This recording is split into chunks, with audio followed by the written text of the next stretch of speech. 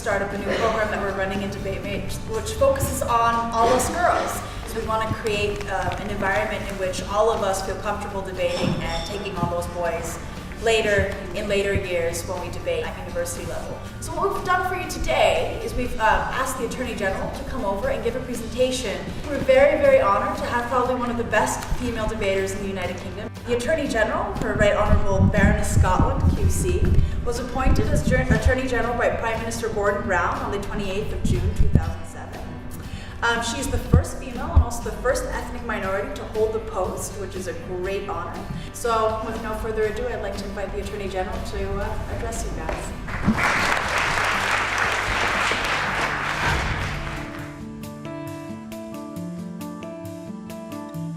The most important thing for each of you is to understand that every single one of you has a talent. And that talent will be very, very different from anybody else's talent. And you have something very, very special to contribute. Not only to each other, but also to your community.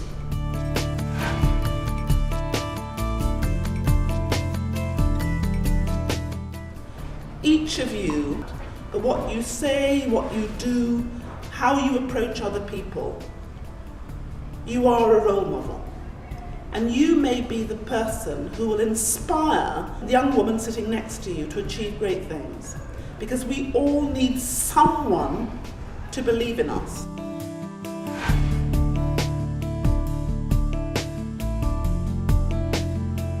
Nothing which is worth doing is easy. Because if it was, somebody else would be doing it already. So everything that's valuable in life, it's going to involve hard work. I'll let you into a secret. If you love what you're doing, it really isn't that hard. It becomes a pleasure. So the trick you have to do is to find what you love and then go for it.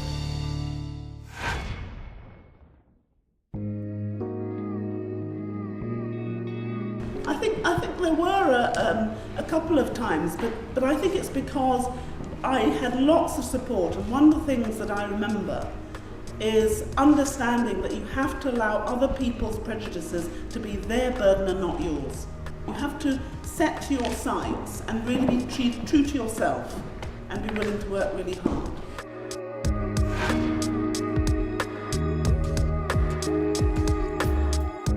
I think there are always times when you're going to feel tired and do I really want to do this? Everyone will doubt themselves sometimes, even the very, very most confident, even the most wonderful, brilliant person. So don't worry if you think, can I do this? If you think, can I do it, it just means you're probably not the biggest headed, most self-centered person in the world, which can't be bad, can it? We're going to be debating in just a few minutes an issue which is very dear to my heart, which is domestic violence. 1 in 4 women in our country will be subjected to domestic violence at some stage in her life. That's 1 in 4. Just think about the number of girls along that road, 1 in 4. So it's a really, really important debate.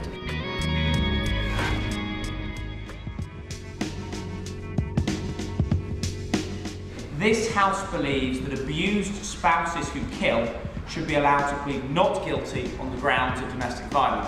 So ladies and gentlemen, today what we are going to be talking about is whether or not a battered spouse has the ability to plead not guilty on the grounds of domestic violence. We say it should be perfectly legitimate for a spouse who has suffered systematic abuse to plead not guilty for harming their spouses in return. Thank you. Firstly, I would like to rebut something that was said from the proposition, and that is, does domestic violence justify murder? And that the answer to that is no, it does not. Because murder is such a serious offence that it can't be in proportion to domestic violence. The Home Office defines domestic violence as any incident of threatening behaviour, violence or abuse between adults who are or have been in a relationship or between family members. Murder is in proportion to murder. I'm going to first rebut some of India's points. And again, she compared domestic violence to punching someone, which I think is not proportionate. It trivialises domestic violence, which I think isn't a good thing. Ladies and gentlemen, as India said, we're here to oppose the motion. We think that because this is so serious, if there's no majority opinion on the state of battered wife syndrome, then you cannot and you should not be able to use this as an excuse. Because once you start being able to do this, once you start being able to justify murder on the grounds of something which isn't accepted as a theory, then you open a can of worms for all other things. This is a taster. I'm sure all of you will be able to contribute just as much. I'd love to see you debating so that you'd be really able to argue your corner in the most vociferous way. Thank you very much.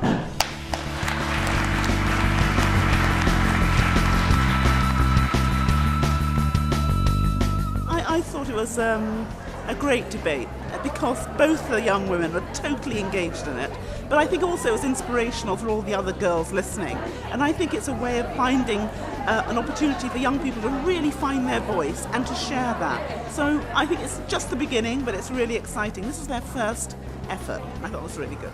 It'll make young people feel more confident, it'll help them to structure their arguments, not just in terms of becoming lawyers, but anything you do, you need to be confident, you need to present yourself, you need to be able to go and sell yourself in various arenas, and I think debating really helps young people, so I'm really pleased to see debate made here in the school and to watch the young people's reaction. It's great. It's great.